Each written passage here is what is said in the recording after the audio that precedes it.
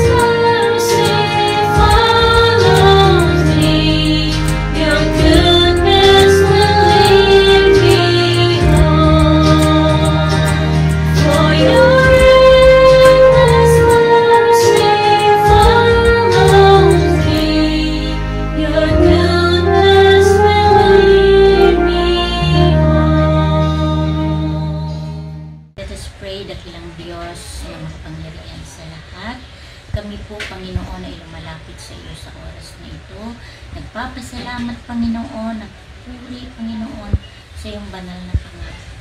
Tunay nga po, Panginoon, na ikaw ang aming Diyos na hindi nagbabago mula noon hanggang ngayon. Maraming salamat po at sa aming paglapit sa iyo sa umagang ito, Panginoon. Humingi po kami ng kapatawaran sa lahat ng mga kasalanan na aming nagawa sa iyo.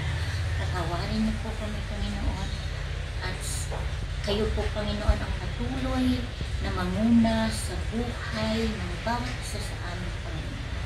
Maraming salamat po, Panginoon, dahil kahit nasa krisis po kami, Panginoon, ngayon, ang iyong kalinga, Panginoon, ay aming pong nararamdaman. Maraming salamat po, Panginoon, sa pag-iingat, sa provision, Panginoon, sa protection, sa coronavirus. Maraming salamat po, Panginoon.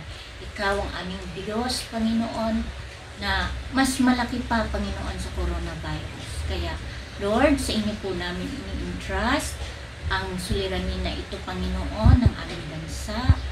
Dalangin ko po, Panginoon, na ikaw po ang mag-ayos ng lahat ng ito. Sa umagang ito, hayaan mo po kami, Panginoon, na ikaw po ay aming pasalamatan, aming purihin, at aming sambahin. Binabalik po namin ang lahat ng papuri at pasasalamat sa iyo. Sa pangalan ni Jesus. Amen.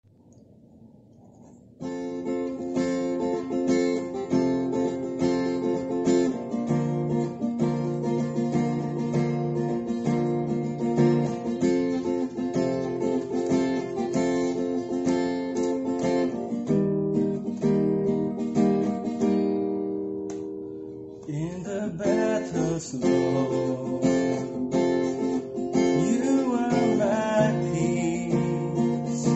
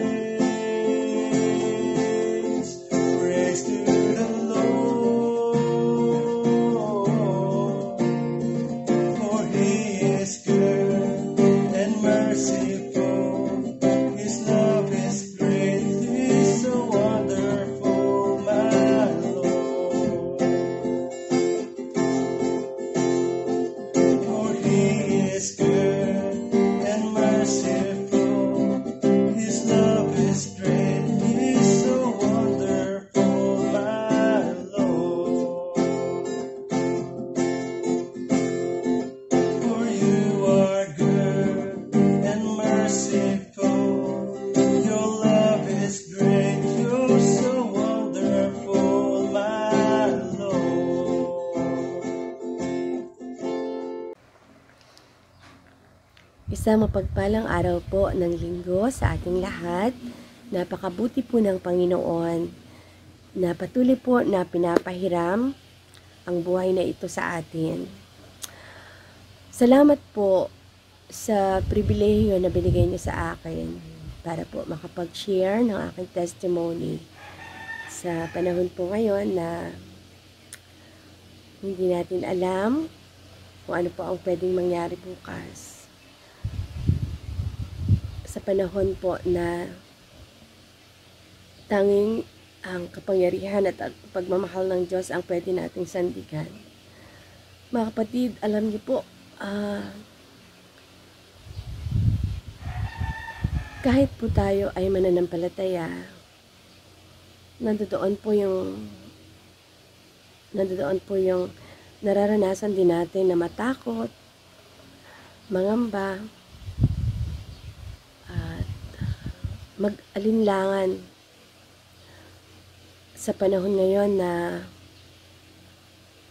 nagkakagulo po ang buong mundo, ang buong paligid natin, na nagbibigay po ito ng takot sa bawat isa. At gustong ipakita ng NCOV na ito na hindi na natin sigurado ang bukas. Pero ang katotohanan po,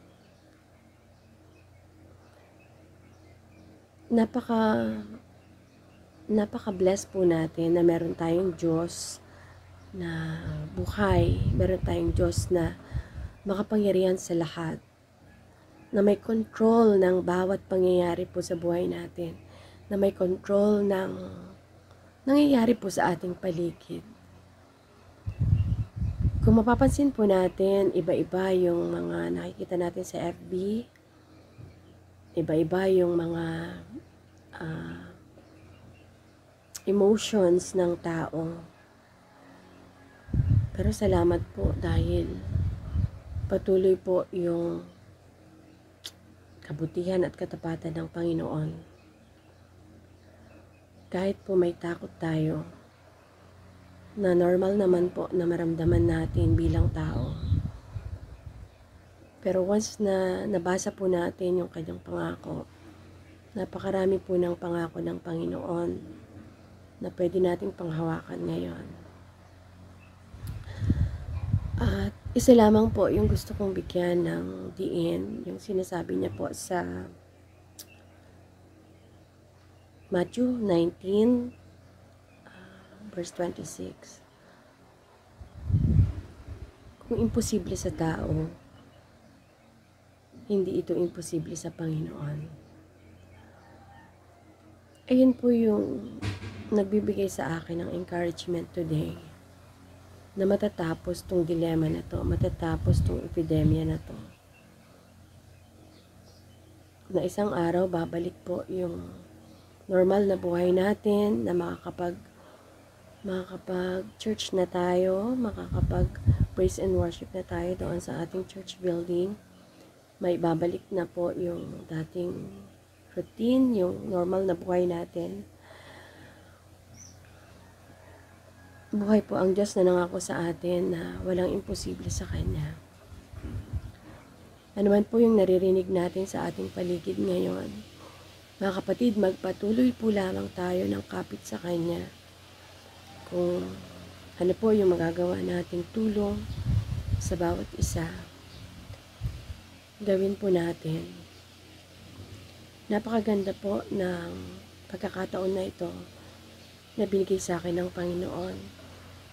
Dahil every time po na magsiserve ako as interment coordinator, nakikita ko po yung takot, nababakas ko yung takot sa mukha ng mga taong nakakahalubilo ko, mga taong nakakaharap ko, lalong-lalo na po yung mga nawala ng mahal sa buhay. Although hindi po COVID virus ang naging cause ng kamatayan, pero nagpapasalamat po ako sa Panginoon na binibigyan niya po ako ng lakas ng loob. Kung paano po yung banal na espiritu na kumikilos po sa akin para makapagbahagi ng kanyang salita At mararamdaman po natin yon kapag kaharap natin itong mga taong ito.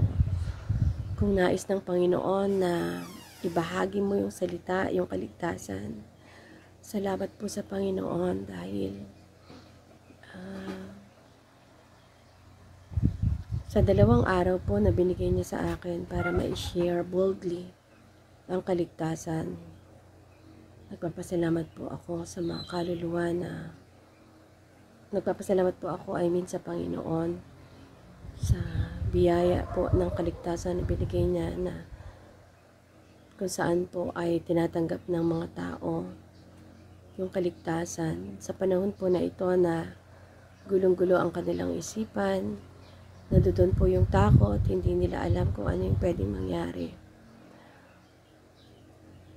At salamat po sa pagkakataon na binibigay sa akin ng Panginoon na makapag-share.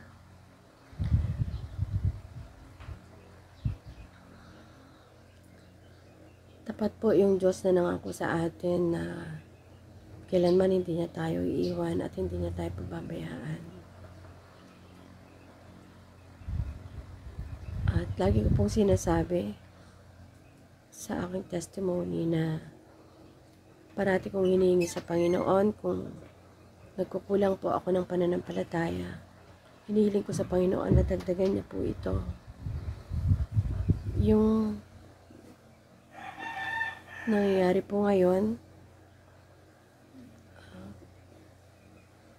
marami rin pong kabutihan na ipinapakita ang Panginoon. Unang-una po, itinuturo niya sa atin ngayon na totoo yung sinasabi ng aklat ng Ecclesiastes na wala pong kabuluhan ang lahat ng bagay. Ano man po yung pinanghahawakan natin ngayon, lahat po yan walang kabuluhan. May magandang trabaho, hindi po natin hawak yan.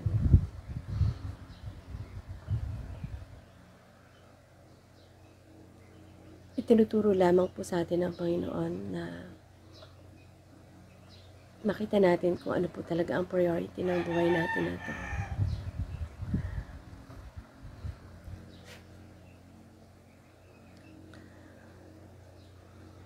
Yung purpose po ng buhay natin, pinapakita ng malinaw ng Panginoon.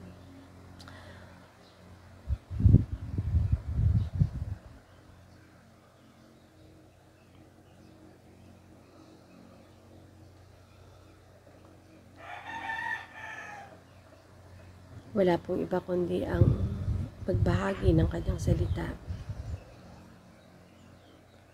May i-share po yung kaligtasan sa mga taong ligaw, sa mga taong may takot dahil wala po silang buhay na walang hanggan.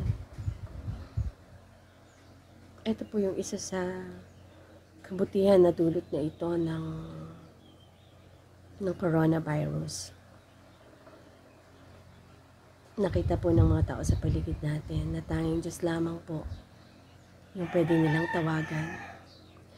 Tanging Diyos lamang po yung pag-asa ng bawat isa. At ito po yung ibahagi natin sa kanila. Alam ko po na mahirap dahil hindi tayo pwedeng lumabas ng bahay, maliban po sa ilan na talagang wala po tayong choice. Kung atang po ng ating trabaho, kung ito po yung trabaho natin na kailangan nating lumabas. Pero we can share the gospel, we can share the salvation of God through video call. Sa mga kaibigan po, sa mga mahal natin sa buhay na hindi pa po nakakilala sa Panginoon. Mga kapatid, ito po yung tamang pagkakataon para i-share po yung salvation. Napakabukas po ng kanilang puso at ng kanilang isipan. Yung katotohanan na makita po nila na ang Diyos lamang po ang tanging pag-asa.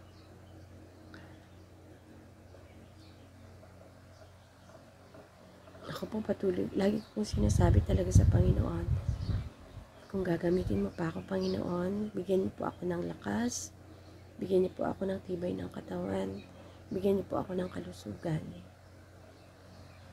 Kayo po ang nagbigay ng buhay na ito. Kayo po ang nagpahiram ng buhay na ito. Kayo lamang din po ang pwedeng kumuha nito. Kaya habang pinapahiram po ito ng Panginoon, nais ko pong gamitin sa Kanya, sa Kanyang kapurihan, sa pamamagitan po ng pagbabahagi ng Kanyang salita, ng Kanyang kaligtasan. At salamat talaga sa Panginoon sa privilege na binibigay niya sa akin.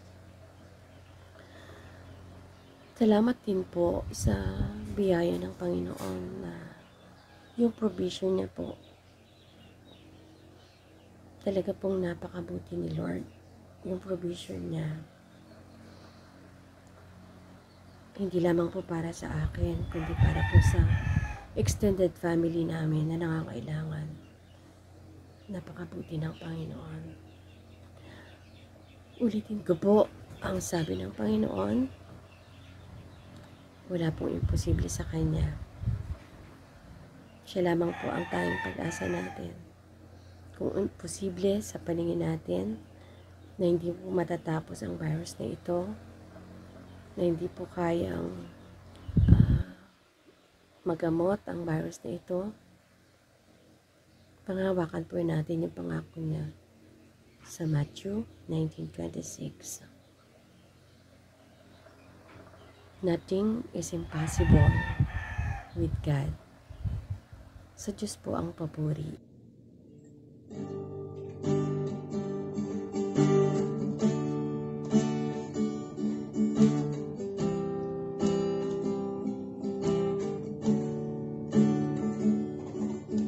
Like the sun that rises every day. Oh, you are so faithful. Oh, Lord, you are faithful. Like the rain that you send, and every breath that I breathe. You are so faithful, oh Lord. Like the rose that comes alive every spring. Oh, you are so faithful. Oh, Lord, you are faithful. Like the life that you give to every beat of my heart. You are so faithful, oh Lord. I see the cross and the price you had to pay. I see the blood that washed my sins away.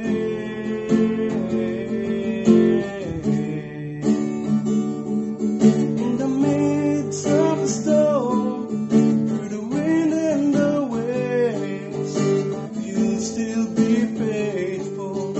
Oh, you'll still be faithful. When the stars refuse to shine and time is no more, you'll still be faithful. Oh, you'll still be faithful, oh Lord.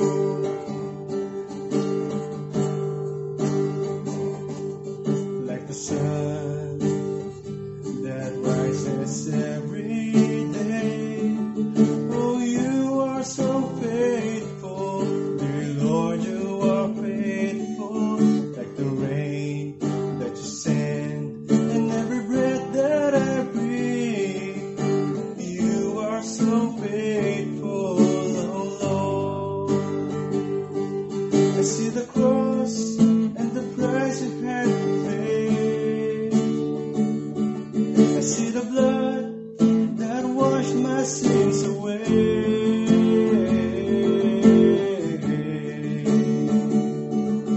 In the midst of the storm, through the wind and the waves, you'll still be faithful. Oh, you'll still be faithful. When the stars refuse to shine and time is no more, you'll still be faithful. Oh, you'll still be faithful. In the midst of the storm, through the wind and the waves, you'll still be faithful. Oh, you'll still be faithful. When the stars refuse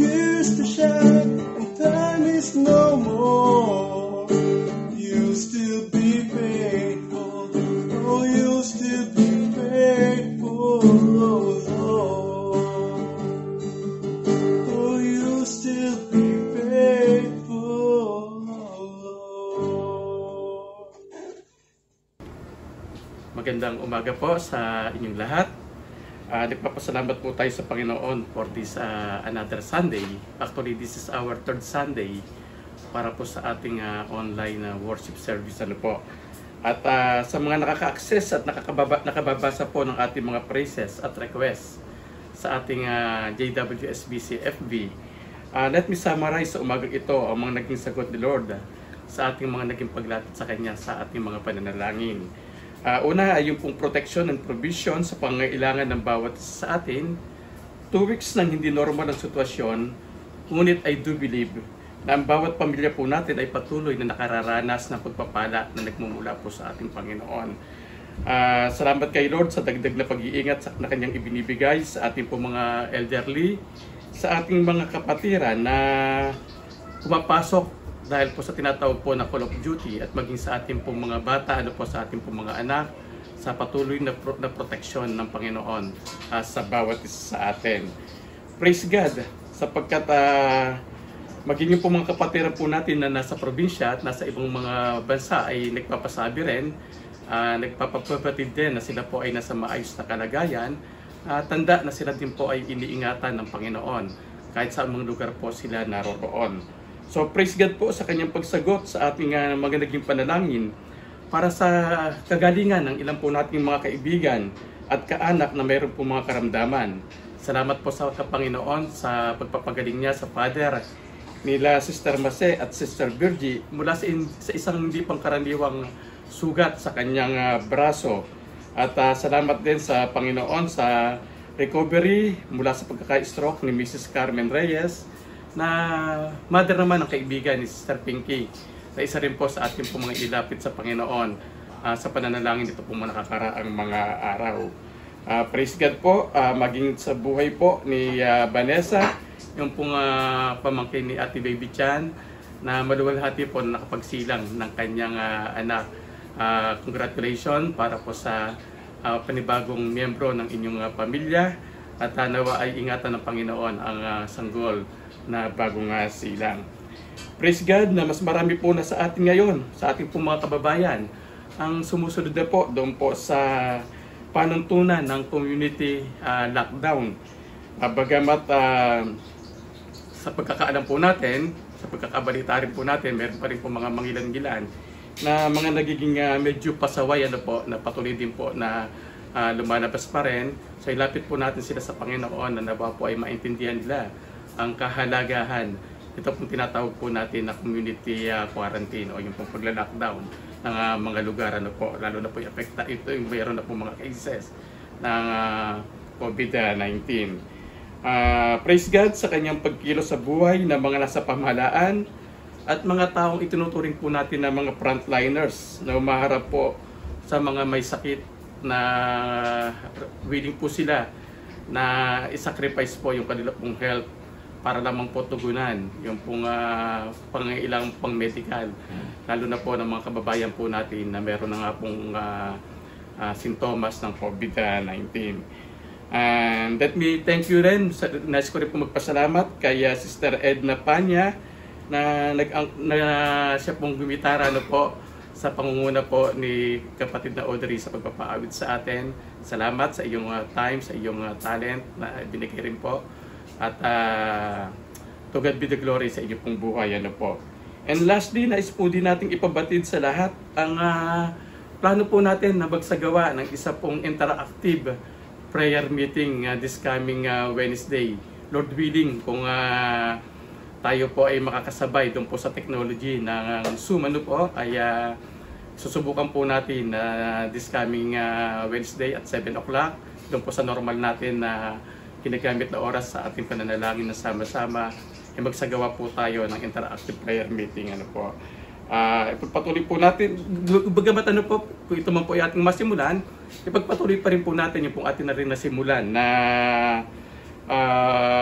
pag-send po sa comment section ng ating FB post ng ating po mga praises at mga prayer requests, para kung sa gayon po yung pong di makabahagi doon sa Zoom ay nakikita pa rin po yung pong ating mga recent prayer requests at mga praises po natin sa ating Panginoon. Tayo po ay sandaling lumapit sa Panginoon sa isang maikling panalangin. Father God, we thank you and we praise you for your continuous protection and provision to all of us amidst the present situation. Salamat din po sa mga special favor na iyo pong ibinigay sa mga kapatiran, lalo na po sa mga yes answer sa mga panalangin aming inilog sa iyo itong mga nakarang araw. Tunay nga, O Diyos, na wala kang katulad. Salamat po sa iyong katapatan sa amin. Lord, be with us again as we meditate on your word. This is our prayer in Jesus' precious name. Amen.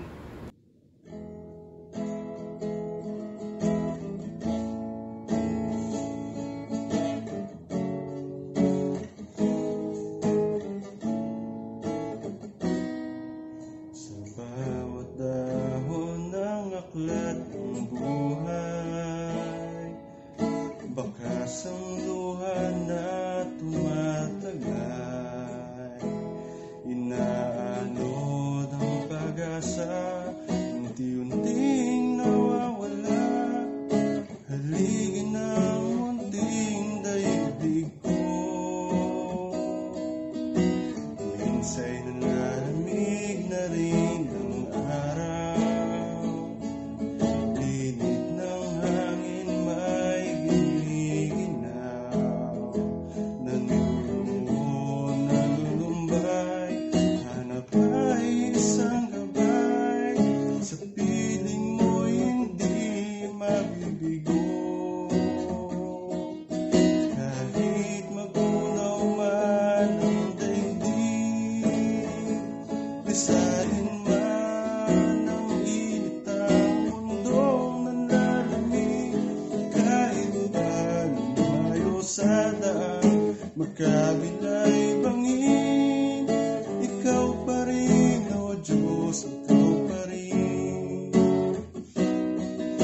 Pag-ibig mo ay hindi magwawakas.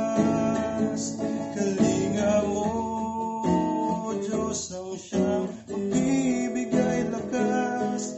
Sa lumang panganib, inintuan ang iyong pagliligtas. Panatag na tiyak, ipagtuwid mo sa landas. Ayan. Wala naman siguro mag-argue sa akin kung sasabihin ko na we are living in a fast-paced world today. Pero dahil nga po sa pagdating ng COVID-19, masasabi natin na parang bumalik din naman tayo sa mabagal na takbo ng mundo. Dahil nga po sa mga nangyayari ngayon na mga quarantine, mga lockdown, mga checkpoints, ano po. Ang itong mga nakalipas na araw, naging bahagi nga po ng security measures na pinatutupad ng pamahalaan, yung pong enhanced community quarantine. Kung saan ay naglalagay po ng mga checkpoints sa mga borders o mga boundary ng mga bawat syudad, bawat munisipyo, barangay, at maging sa ating po mga subdivision ano po na meron na rin to mga naglalagay ng mga checkpoints yan, mga barkada ano po. At this is not only happening here in the Philippines, batid naman natin na ito po ay in effect na sa buong panig po ng mundo. At dahil nga po sa naging mga ganapang ito, yung mga nakasanayan po natin na ginagawa po natin ng mabilisan ay naging challenging na sa mga panahon sa ngayon. Naging mabagal na parang bumalik nga po ulit tayo sa isa pong mabagal na takbo ng mundo. And by this illustration, pag-usapan po natin ngayong umaga ang paksang stopover in life o para po mas maging relevant sa ating pong present situation ay pagtawid sa mga checkpoint ng buhay. Ayon po sa aklat ng Josue, mga talatang 1, o kabanatang 1, talatang 9, tandaan mo ang bilin ko, magpakatatag ka at lakasan mo ang iyong loob. Huwag kang matatakot o mawawala ng pag-asa sapagkat akong si Yahweh na iyong Diyos ay kasama mo saan ka man magpunta.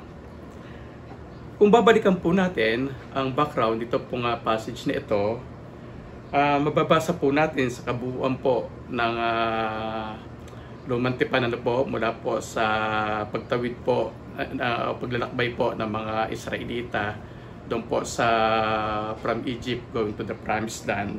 Ito po ngayon yung senaryo na kung saan ay namatay na po si Moses at kailangan na pong ipinasa niya na po yung baton o pamumuno kay Josue. So pinangunahan po ni Josue ang pangunguna sa mga Israelita papasok po doon sa Promised Land. Bagamat binanggit po ng Diyos kay Josue ang mga boundaries o hangganan ng lupang pangako, makikita po natin na isa pong malaking pagsubok ang gagawin po nilang pag-entry doon po sa hangganan, papasok doon po sa Promised Land. Bakit nakaharang po sa kanila? Ito po yung Ilog Jordan na masasabi po natin na nagsisilbing checkpoint sa kanila pong pagpasok. And as I reflect on this passage, naalala ko po yung kaganapan. Again, po doon sa aklat po ng Exodus sa panahon po na hinahabol ng mga Egyptian army ang mga Israelites sa pangunguna nga po ni Moses.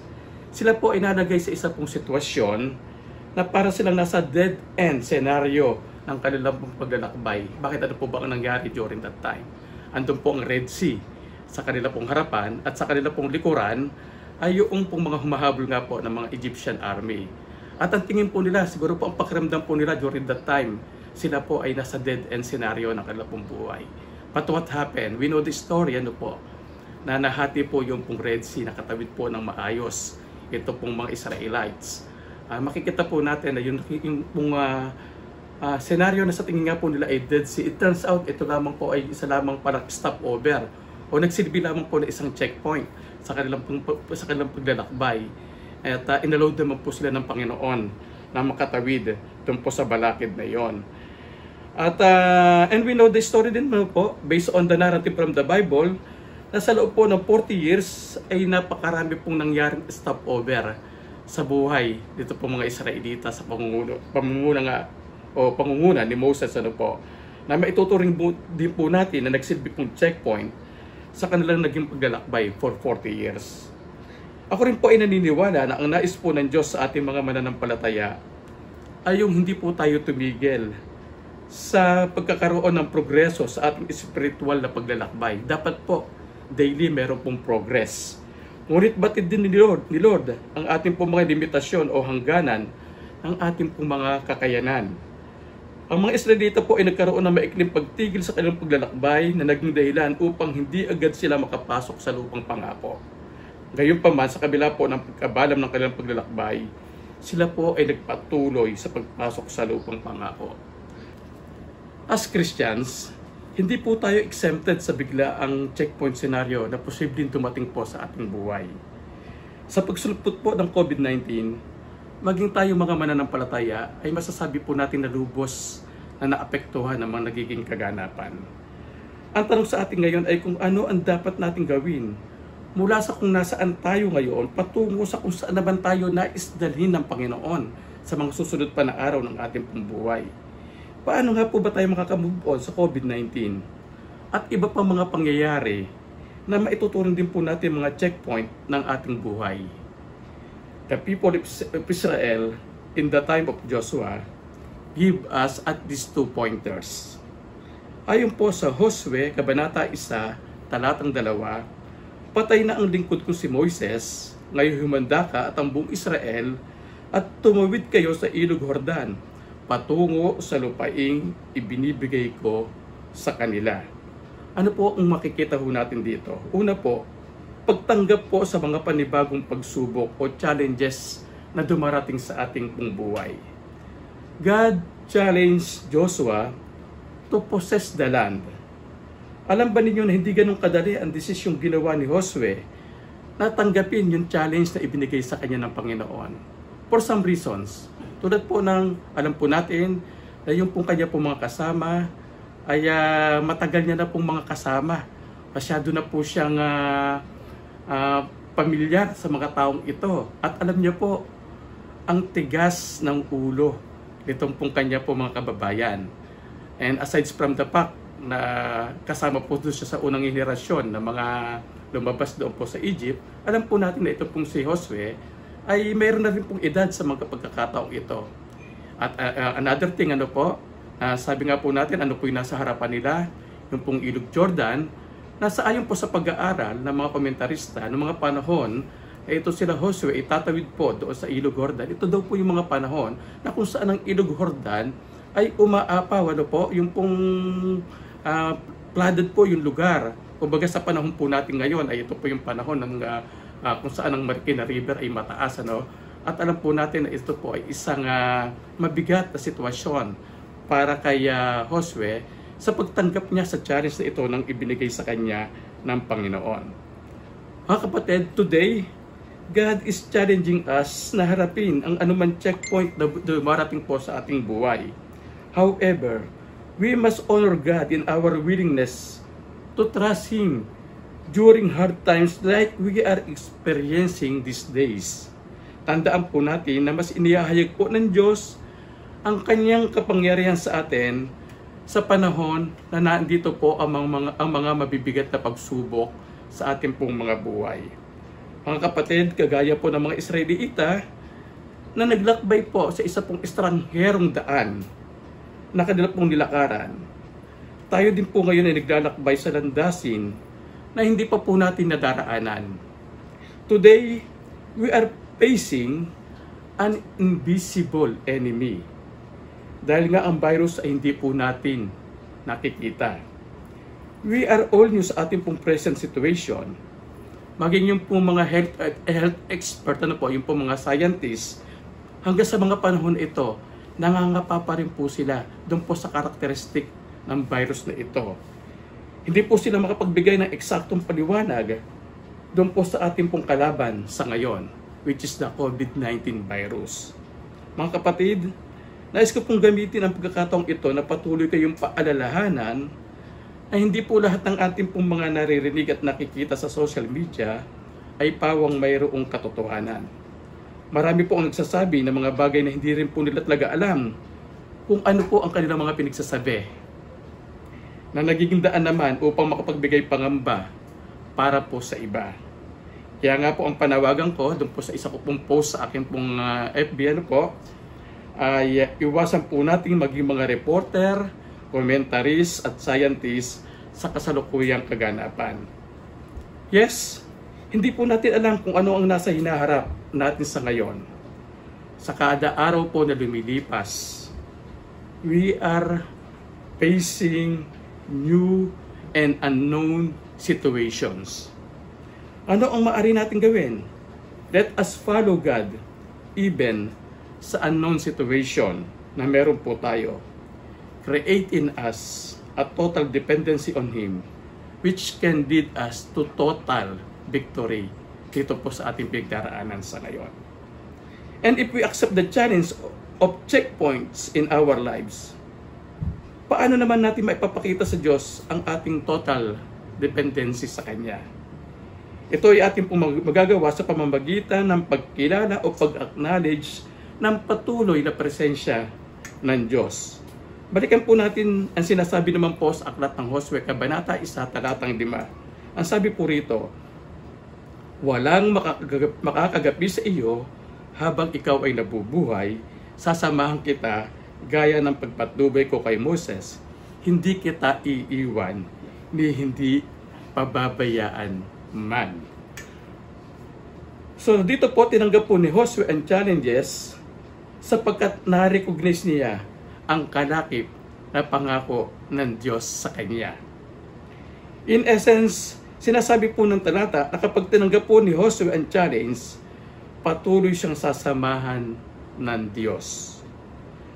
God reminded Joshua that no one would be able to stand against him and the people of Israel. At ito po ay hindi dahil po sa kanyang sariling kakayanan, kundi ina-acknowledge po niya na ito po ay dahil po sa kapangyarihan ng Diyos na ipagkakaloob po sa kanya. Yes, naandyan po ang presence ng COVID-19 at iba pa pong crisis na kinakaharap po natin. Ngunit dapat nating makita na mas higit sa mga ito ang presence ng Diyos sa ating buhay. Kahit hindi natin nakikita ang Diyos, feel naman natin at alam naman natin na siya ang lagi nating kasama. Oo, kasama po natin sa lahat ng kaganapan sa ating buhay. Ayon nga po sa Isaiah chapter 43 verse 2, kapag dumaan ka sa malalim na tubig, sasamahan kita. Tumawid ka man sa mga ilog, hindi ka malulunod. Dumaan ka man sa apoy, hindi ka masusunog. Hindi ka matutupo. Ang pagdating po ng virus sa COVID-19 ay hindi po nakasorpresa sa Diyos. At dahil mayroon pong authority si Lord sa lahat ng bagay, then He has also the authority dito po sa virus na ito. And because of His presence above all these things, nagagawa po niya maging blessing o pagpapala ang mga sitwasyon na tingin po natin ay nakakatakot at nakakabagabaga. Ano nga ba ang mga magagandang resultang ginawa ng Diyos sa kasalukuyan nating sitwasyon? Ilan po rito ang mga sumusunod? No traffic, less machineries na umaandar, less pollution. Sabi nga po, time for Mother Earth to heal na makahinga at ma-restore. Tulad nga ng napag-usapan po natin last Sunday about stewardship of the earth, sa ating pong ginagawang pananatili sa ating pong mga bahay, sa ating pong mga tahanan, ay mayroon po tayong inayaambag kahit papaano upang ang mundong ito ay makarecover doon po sa pagkasira, doon po sa pollution. Pangalawang bagay po na pwede po nating masabi na nagiging pagpapala kung paano po i-turn into blessings ni Lord ito pong pangyayari ngayon. More time for family bonding. Hindi ba ito po yung mga panahon ngayon na yung mga pamilya na dati walang oras sa isa't isa. Ngayon, ang daming oras para po sila ay magkaroon po ng bonding. Another thing, pagtutulungan ng community, pagtutulungan ng mga magkakamag-anak, kapitbahay, pagtutulungan ng mga kapatiran. At nakakatuwa po kung paano po natin nakikita ngayon kung paano po nagdadamayan ang isa't isa. Nakita po natin ang pangangailangan po natin sa isa't isa. Another thing, intimacy with God. Dahil may time po tayo para po sa prayer at meditation. Basta kakapanalangin po tayo ngayon na mataimtim sa ating pong Panginoon. Hindi po tayo nagmamadali. Po? Deeper understanding ng house church na ngayon sa mga naging kaganapan po sa panahong ito, nakikita po natin na naging opportunity ang mga pangyayari upang mas lalong lumago ang eklesiya. Hindi po kayang igupo ng virus ang paglago ng gawain ng Diyos. Ito po isang patunay sa mismong sinabi ng Panginoong Yesus sa Mateo 16:18, "Upon this rock I will build my church, that even the gates of hell shall not prevail against it." Katulad ng nabanggit ko po kanina, wala pong nakakaalam sa atin kung ano ang naghihintay sa atin sa mga susunod na araw. We really don't know what lies in the coming days ahead or in the future. Pero si Lord, alam po niya ang lahat ng nangyayari at mangyayari pa. Dahil dito ay malinaw sa atin sapagkat tayo po ay nasa Panginoong Yesus, dapat alam po natin na sa labang ito, tayo po ay panalo. Na kahit anuman ang mangyari sa mundong ito, tayo pa rin po ay mananatiling panalo sapagkat alam po natin, kasama po natin ang ating Panginoon. When we accept Jesus Christ as our Savior, God promised us His presence in our lives. Ayon po sa 1 John chapter 4 verse 15, ang nagpapahayag na si Jesus, ang anak ng Diyos, ay nananahan sa Diyos at ang Diyos naman ay nananahan sa Kanya.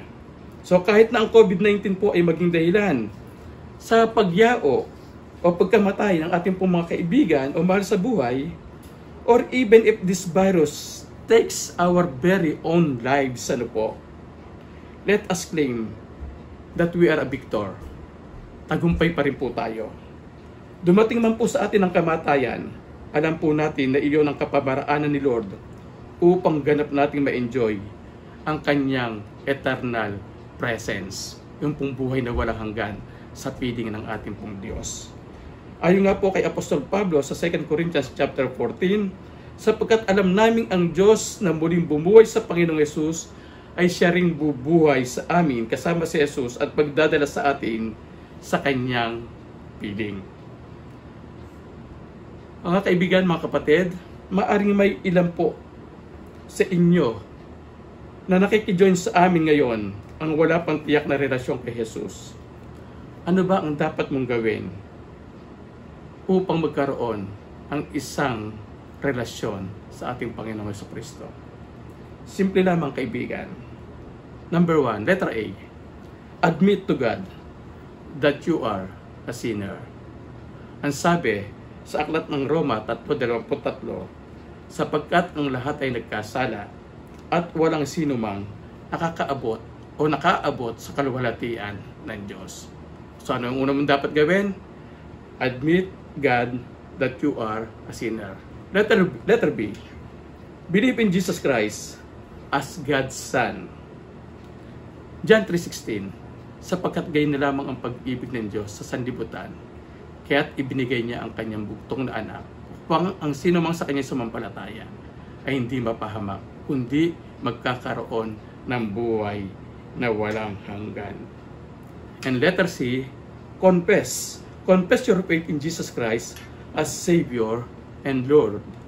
Ang sabi po sa Romans chapter 10 verse 9, kung ipapahayag ng iyong labi na si Jesus ay Panginoon at buong puso kang sasampalataya sa Kanya na siya ay muling binuhay ng Diyos, maliligtas ka.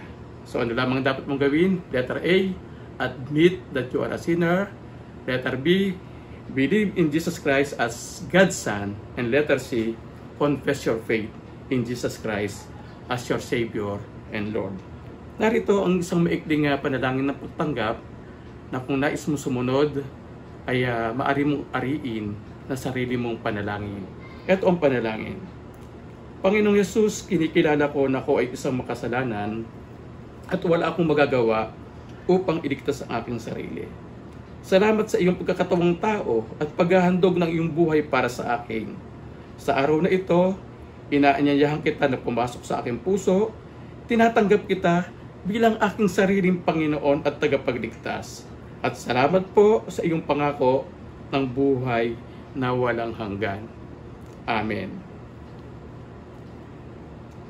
Balikan po natin ang sinasabi po sa Josue Kabanata 1, Talata 9. Tandaan mo ang biling ko, magpakatatag ka at lakasan mo ang iyong loob. Huwag kang matatakot o mawawalan ng pag-asa, sapagkat akong si Yahweh na iyong Diyos ay kasama mo saan ka man magpunta. Mga kapatid, ang mga stopover o checkpoint sa ating buhay ay sadyang hindi maiiwasan habang tayo po ay naririto sa mundong ito. After COVID-19, ay maaring mayroon pang masigit na crisis ang ating pagdaraanan. Katulad po ni Josue at ng mga Israelita sa kanila pong kapanahunan noon, let us accept the challenge na hinayaan ng Diyos na dumating sa ating buhay and acknowledge His presence na hindi niya tayo iiwanan o pababayaan kailanman. Oo, hindi niya tayo iiwanan kailanman. Siya ang magtatawid sa atin sa checkpoint sa buhay na ating pinagdaraanan. Tayo po ay manalangin. Salamat po, Panginoon, sa mensaheng aming narinig sa umagang ito. Patuloy po nawa ninyong gamitin ang inyong mga salita upang maging aming kalakasan sa mga panahong ito na kami ay nakararanas ng mga checkpoints o mga stopover sa aming pong buhay. Samahan niyo po kami, Panginoon, bigyan niyo po kami ng tapang, ng pag-asa, ng lakas ng loob, at yung pong claim ng tagumpay, Panginoon. Patuloy niyo po ito ilagay sa aming pong mga puso na, Panginoon, na maging ang kamatayan, Panginoon, pwede po namin sabihin na tagumpay, sapagkat alam nga po namin na ito po ay magdadala sa eternal presence sa iyo pong harapan. So Lord, samahan niyo po kami sa mga kaganapan na ito sa aming pong community, sa buong bansa, Panginoon, sa church, sa bawat pamilya. Nawa po, Panginoon, ang iyo pong divine protection ang patuloy po na maranasan ng bawat isa. Mga kapatid, patuloy nawa ninyong maranasan ang kapayapaan mula sa Diyos na hindi kayang maunawaan ng ibang tao. kalakip ng ating pagkaisa kay Kristo. Ingatan nawa ng kapayapang ito ang ating mga puso at pag-iisip ngayon at magpakailanman. Amen at Amen. Kung sa tadhana'y di nais ang luwi, bawang sagabalang sinasabi, ikaw ang siyang tatawagan sa ruko'y apawa ng pag-asang kailan may dulot mo.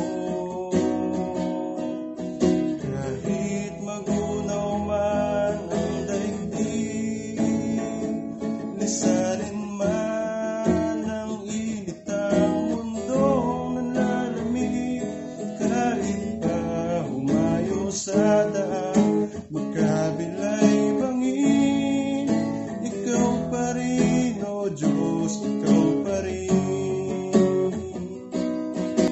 Pag-ibig mo hindi magwawakas, kalinga mo, Diyos, ang siyang bibigay lakas sa anumang panganib, ginintuan ang iyong pagliligtas, panatag na tiyak, tatawid mo sa landas. Kahit magunaw man ang daigdig, lisanin man ng init ang mundong manlalamig, kahit na humayo sa daan, magkabilay bangin, ikaw pa rin, O Diyos, ikaw pa rin. Pag-ibig mo'y hindi magwawakas, kalinga mo, Diyos, ang siyang magbibigay lakas sa anumang panganib, ginintuan ang iyong pagliligtas, panatag na tiyak, itatawid mo sa landas.